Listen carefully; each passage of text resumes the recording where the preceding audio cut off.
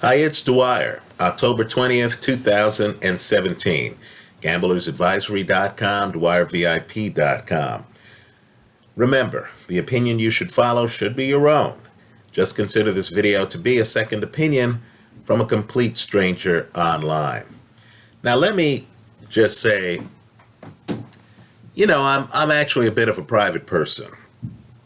And, I'm out, minding my own business. And occasionally, someone will come up to me, someone who recognizes me from online. And if you do and you see me out and about, come on over to me, let's talk. I'm always down for that. Well, let me just say, people will stop me.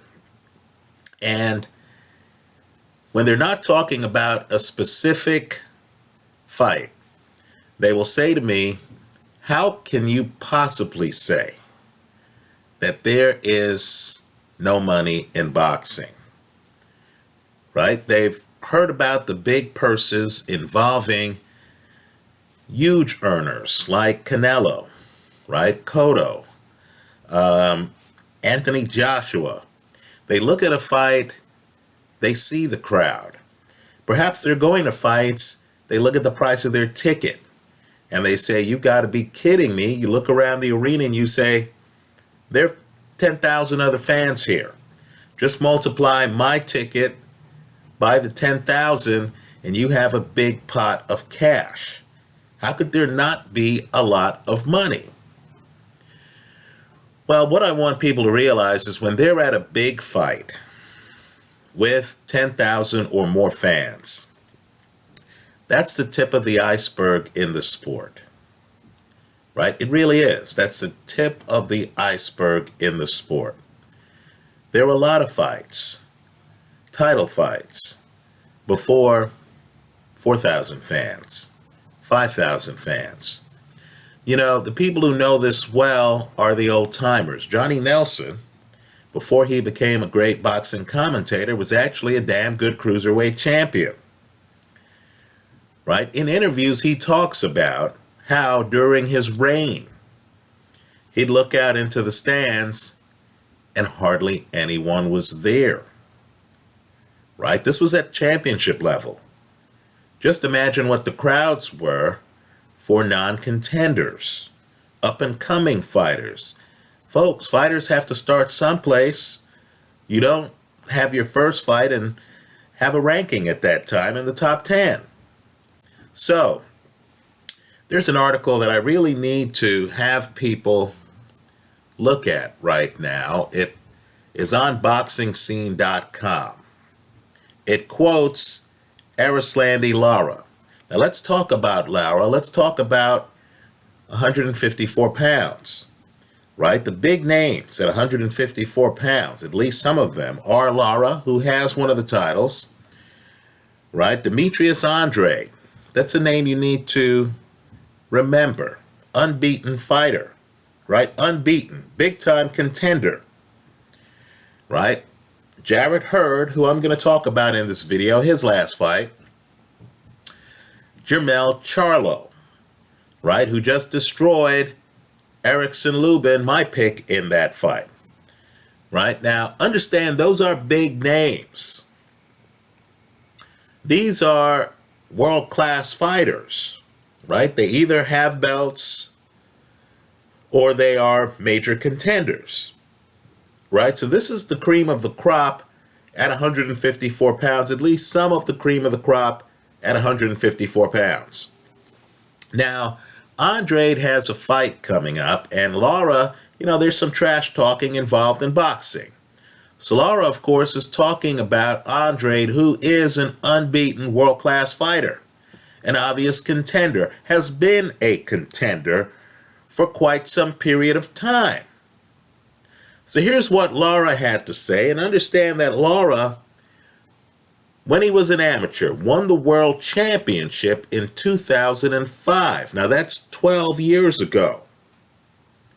Understand that Cuba, in the amateur ranks, is a country that has a marvelous amateur boxing history. Some of the best amateur fighters in history hail from Cuba, right? You might know some of the pro fighters who hail from Cuba. right? Including Luis Ortiz, world-class contender, Yorkis Gamboa, former champion, right? Adlanir Solis, contender, former contender in the heavyweight division, right? Let's just say that Cuba has had its share and still has its share of world-class fighters. Understand that Lara won the Cuban titles in 2005, 2006, and 2007 in his weight class.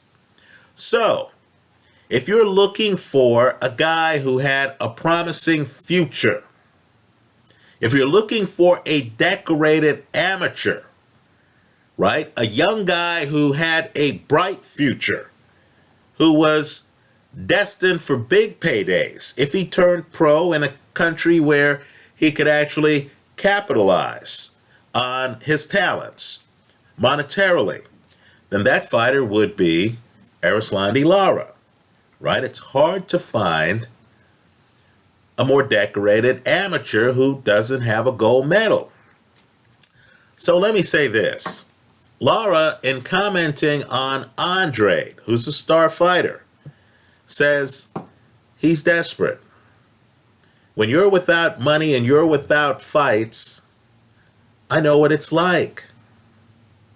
I fought plenty of fights for $10,000. No one wanted to fight me. I had to fight Paul Williams for a fraction of what I was worth. It's all about business. Right? Now, think it through, because in the article, he also says that Andre, and this is Lara's take on Andre's financial position. In other words, the fighters know the real money in the sport. Lara tells BoxingScene.com that Andre, here's the quote, got no money. He's broke. Right? Now, let's just think about Lara's statement that he fought for $10,000 plenty of times. Now, you know in the fight game, it takes a while to line up an opponent. You know that in the fight game, you want a training camp, you want a promoter to be able to promote the fight, right? Because it's a financial event. The fight's only as good as the crowd it draws, right? We all understand that.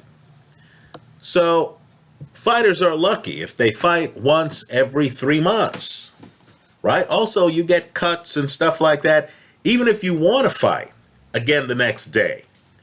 You know, the Boxing Commission is going to require you to take some tests, submit some paperwork.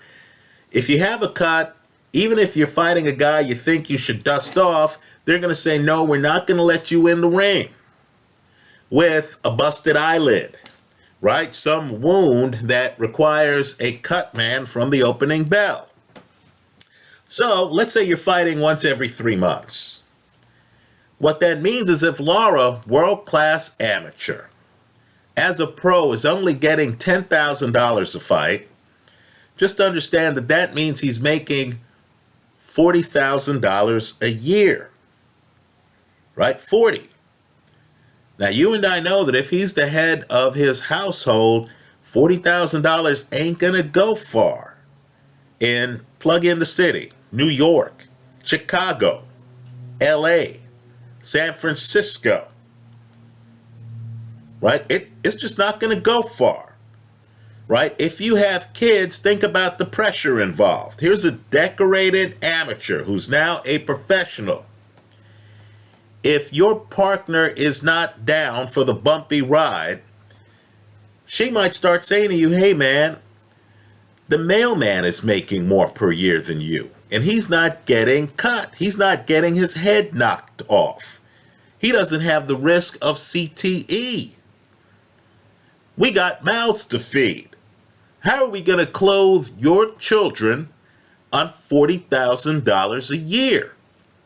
Now, just understand, Lara was winning his fights, right? Lara got to fight Paul Williams. He was winning his fights before then. People knew who he was because he was a decorated amateur.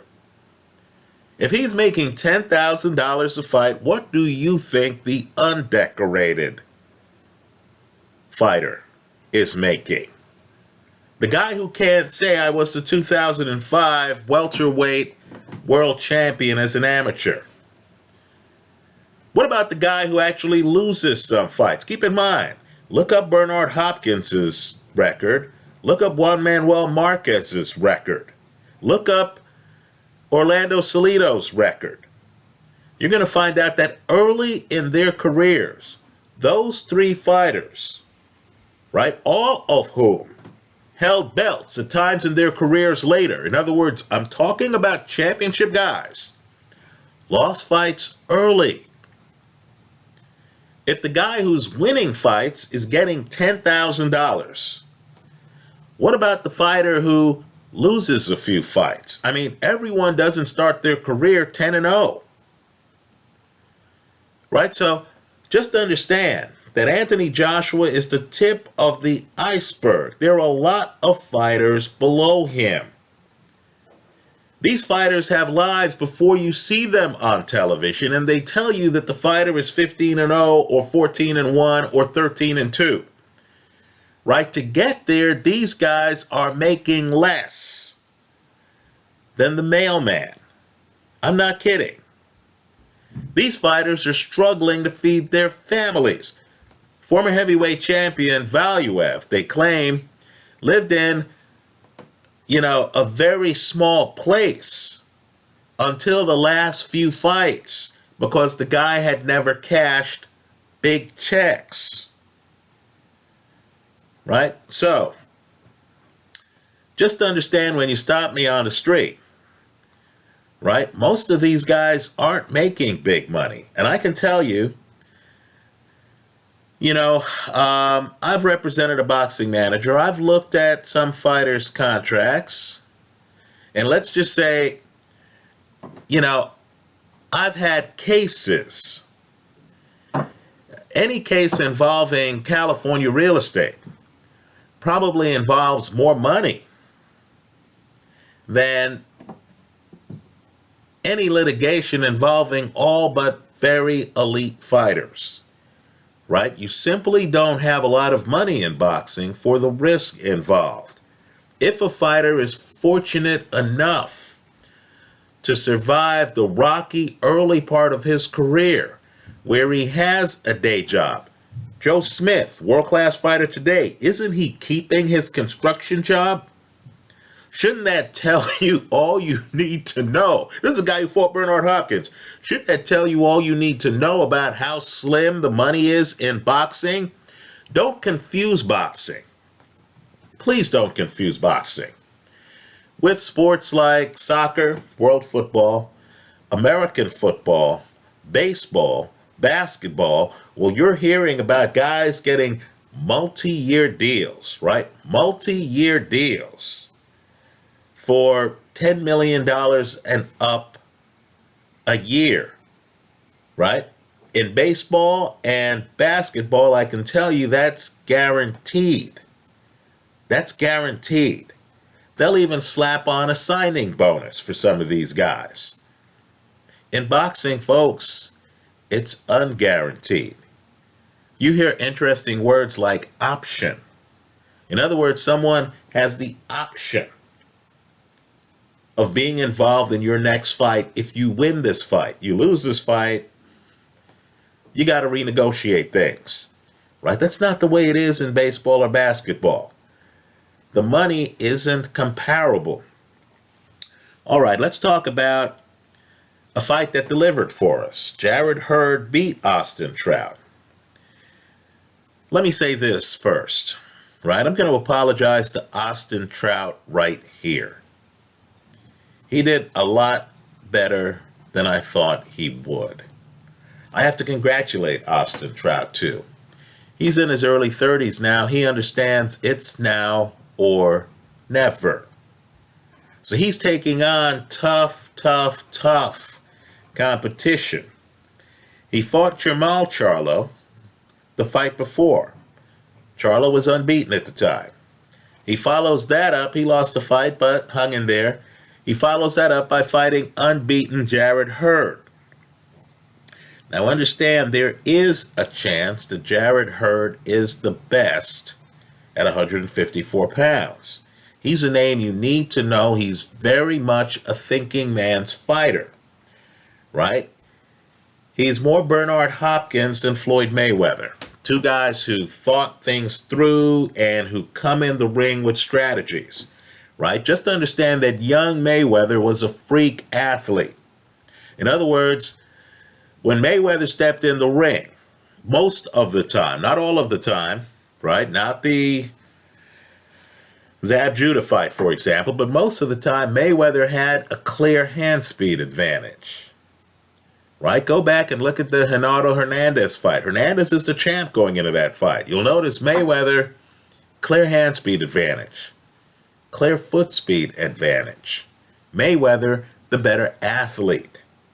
On top of that, I'm just telling you, Mayweather's comparative advantage was his thought process. Mayweather really strategized, made adjustments, and stuff like that. So Mayweather's top of the food chain. Physical gifts with the thought process, with the mental component.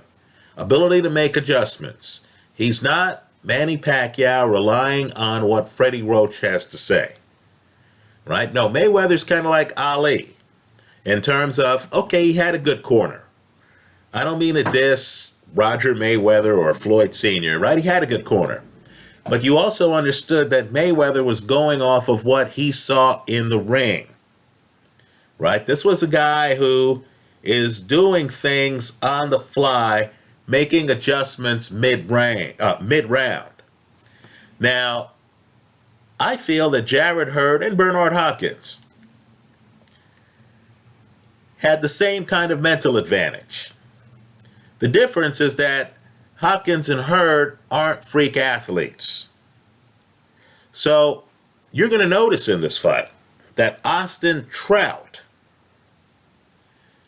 has the faster hands, has the faster feet, has the better reflexes, is the better athlete than Jarrett Hurd, right? Moves a hell of a lot better than Jarrett Hurd, right? Now, Hurd has the technique advantage, in my opinion.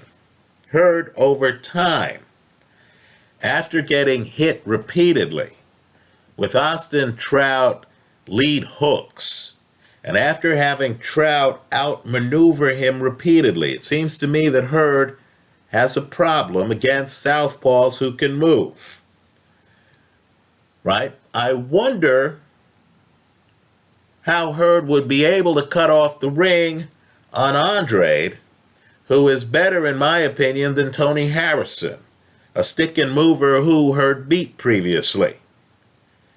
Right? Hurd Andrade would be a fascinating fight. I'll just say this, though. The mastery of Hurd is that in a fight where he's not the superior athlete, where he looks big and clunky, and this is a guy who actually bends at the waist and who can hide his upper body, right? Jarrett Hurd figures out how to land right counters. He starts to hurt Trout with the right counter, right? He can land it as a counter. He can land it as a lead. He can tuck it into a combination, right? Let's just say Hurd is the better body puncher than Trout. Let's just say Hurd solves a puzzle that, in my opinion, 95% of boxing would not be able to solve. Trout looked that good to me. So my takeaway from this fight is, number one, 32-year-old Austin Trout would be major competition for elite fighters at 154 and at 160. I would take Trout over middleweight champion Billy Joe Saunders right now, right? I don't care what, put it this way, let the public worry about the odds and stuff like that. You know a live underdog when you see one. Trout is a much better athlete than Billy Joe Saunders, right? And I don't believe Saunders would be able to track him down like a bigger man, Jarrett Hurd, was able to do, right? This fight was at 154.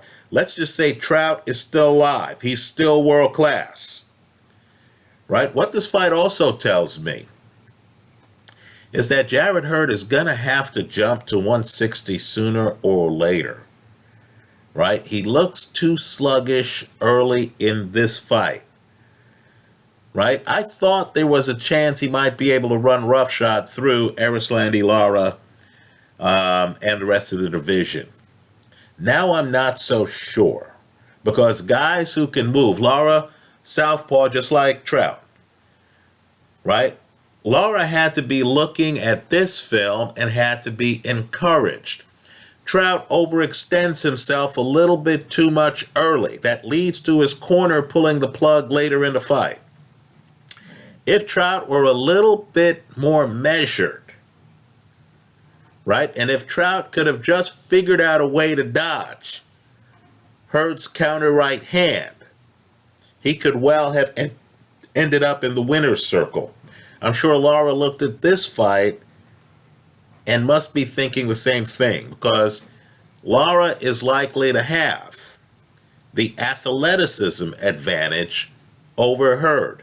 Just understand, though, the way these thinking man's fighters do things, right? Mayweather, Hopkins, Hurd, they give away the early rounds, right? They'll give away the first 2 or 3 rounds. Looking at your pattern, looking at your code before cracking the code and then dominating you.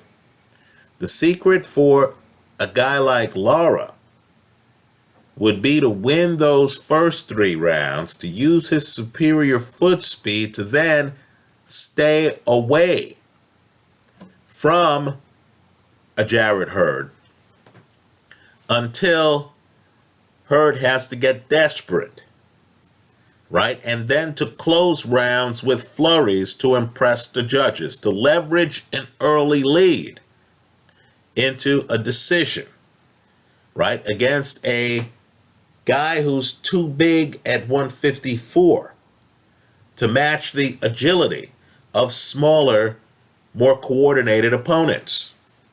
Anyway, that's how I see it. Don't get me wrong. Even though Austin Trout exceeded my expectations, I'm not giving the casino the money back. Hurd did deliver, did so by stoppage, and I congratulate him. But let's just say the situation at 154 has gotten a hell of a lot murkier. If I were privately advising Jarrett Hurd, I would tell him, go to 160, right? I would also tell him, right, to try to take on guys who aren't elite athletes at 160. Let me say this too, and I know this will sound crazy. I'd take Hurd over Canelo, right here, because Hurd, much bigger than Canelo, right? He would be able to figure out how to use distance in that fight. People will be amazed to know how big Hurd is. He's bigger than 6 feet, folks, fighting at 154. If I'm Hurd, I think about 160. I personally would tell him to stay away from Danny Jacobs, who, like Hurd, is very underrated. As an aside, I would also take Danny Jacobs over Canelo, as people here online know. All right, that's how I see it. Let me hear from you. The only reason I'm picking Canelo is he just fought Golovkin. Very close fight. Canelo's a big payday. The money matters. Right? I don't believe there's a lot of money in boxing, so you've got to go for the cash cows in your big fights. Anyway, that's how I see it. Let me hear from you. I hope you leave your comments in the comment section to this video. Thanks for stopping by.